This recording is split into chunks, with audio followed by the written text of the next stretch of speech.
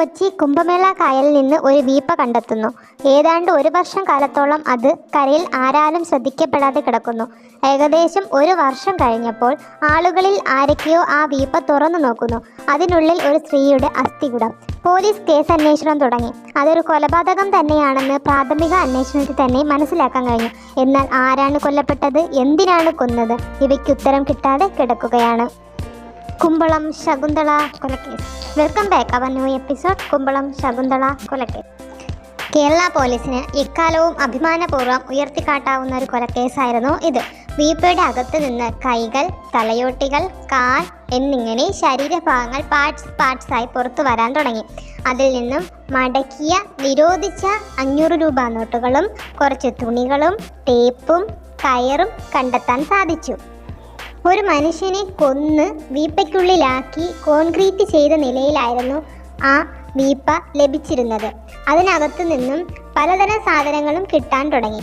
അതിൽ നിന്നും മനസ്സിലാക്കിയത് ഫോറൻസിക് റിപ്പോർട്ടിൽ നിന്നും മൃതദേഹ അവശിഷ്ടം വെച്ചിട്ട് ഒരു സ്ത്രീയുടേതാണെന്നും അത് 50 വയസ്സ് ആയിട്ടുള്ളൊരു സ്ത്രീയുടേതാണെന്നും കേരള പോലീസിന് മനസ്സിലാക്കാൻ പറ്റി. എന്നാൽ കൊല്ലപ്പെട്ടത് ആര് എന്നതിനുള്ള ഒരു തുമ്പും ലഭിച്ചിരുന്നില്ല. എല്ലുകളുടെ സാമ്പിളിലൂടെ ഉയരം 150 സെൻറ്റിമീറ്റർ ആണെന്നും വീപ്പയിൽ നിന്നും കിട്ടിയ അരഞ്ഞാണത്തിൻ്റെ തെളിവ് അനുസരിച്ച് അത് സ്ത്രീയുടേതാണെന്നും അവർക്ക് മെലിഞ്ഞ ശരീരപ്രകൃതമാണെന്നും കണ്ടെത്താൻ സാധിച്ചു. വിശദമായ പരിശോധനയിൽ കാലിൻ്റെ എല്ല് പൊട്ടിയതിനെ തുടർന്ന് അത് യോജിപ്പിക്കാൻ വേണ്ടി ഒരു സ്ക്രൂ സർജറി ചെയ്ത് ഇട്ടതിനുള്ള തെളിവ് കിട്ടിയിരുന്നു. അതിനു മുകളിൽ എഴുതിയിരിക്കുന്ന നമ്പരും പേരും ഉപയോഗിച്ച് അന്വേഷണം ഹോസ്പിറ്റൽ, നിർമ്മാണ കമ്പനി ഇവിടേക്ക് തിരിച്ചു.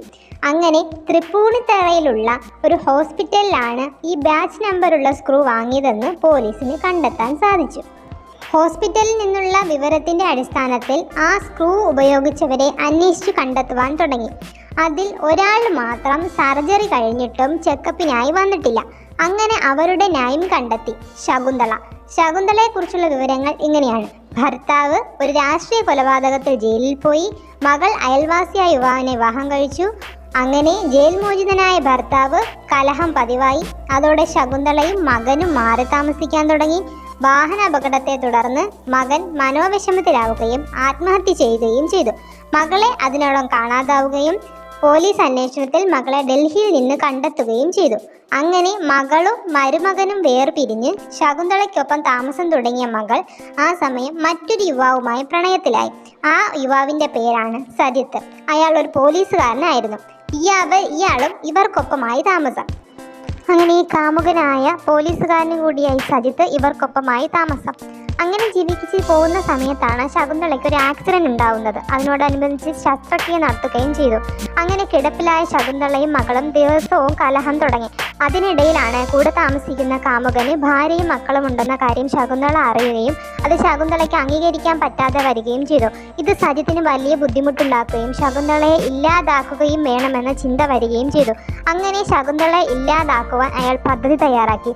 ഇവരെ കോട്ടയത്തുള്ള ഇവരുടെ സഹോദരിയുടെ വീട്ടിൽ കൊണ്ടുപോയി ആക്കുകയാണെന്ന് നാട്ടുകാരെ ബോധിപ്പിക്കുകയും ഭാര്യയായ മകളെയും അവരുടെ കുട്ടികളെയും ഒരു ഹോട്ടലിലേക്ക് മാറ്റുകയും ചെയ്തു.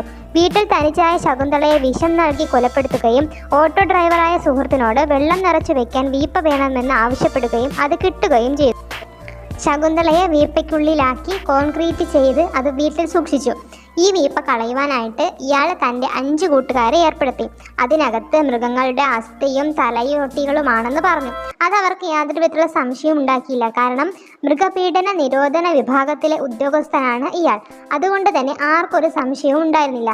ശേഷം സജിത്ത് മറ്റൊരു വീട് വാടകയ്ക്കെടുത്ത് ഭാര്യയെയും അവരുടെ മക്കളെയും അങ്ങോട്ട് മാറ്റുകയും ചെയ്തു. ഇടയ്ക്കിടയ്ക്ക് ഇയാൾ അവിടെ വന്നു പോവുകയും ചെയ്തു.